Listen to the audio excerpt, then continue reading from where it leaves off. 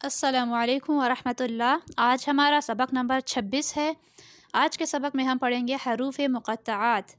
ये ऐसे हरूफ है जो कुरान मजीद में अक्सर सूरतों के शुरू में आते हैं, मतलब इन अल्फाज से कुरान मजीद की बहुत सी सूरतों का आगाज़ होता है।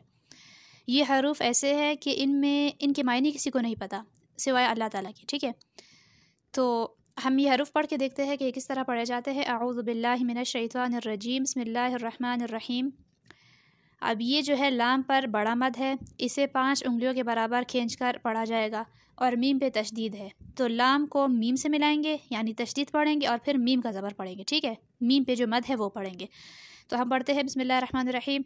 अलिफ लाम मीम, अलिफ लाम मीम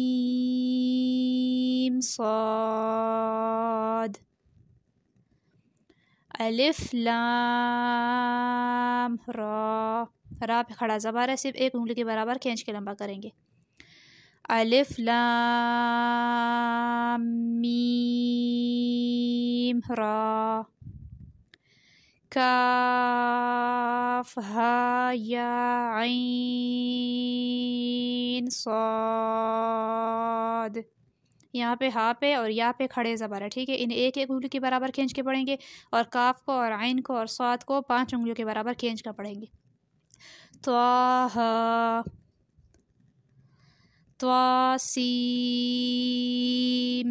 मीम, तासीन,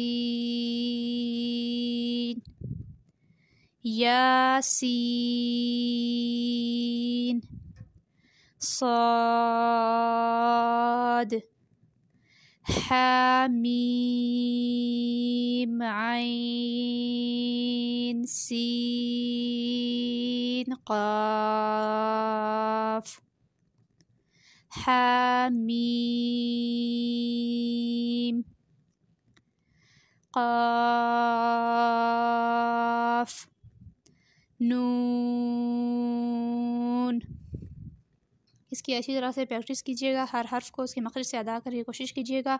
इस क़ाफ को मोटा पढ़ा जाएगा, हा को गले हलक से अदा किया जाएगा, ये सीन सख्ती से पढ़ा जाएगा, त्वा को ज़बान को ज़रा सा गोल करके पढ़ा जाएगा और मत को सही तरीके से अदा कीजिएगा। जो 5 मरतबा खींचे जाएगा उसे 5 मरतबा खींचिएगा, जो 1 मरतबा खींचा जाता है उसे 1 मरतबा खींचिएगा, मतलब 1 उंगली के बराबर।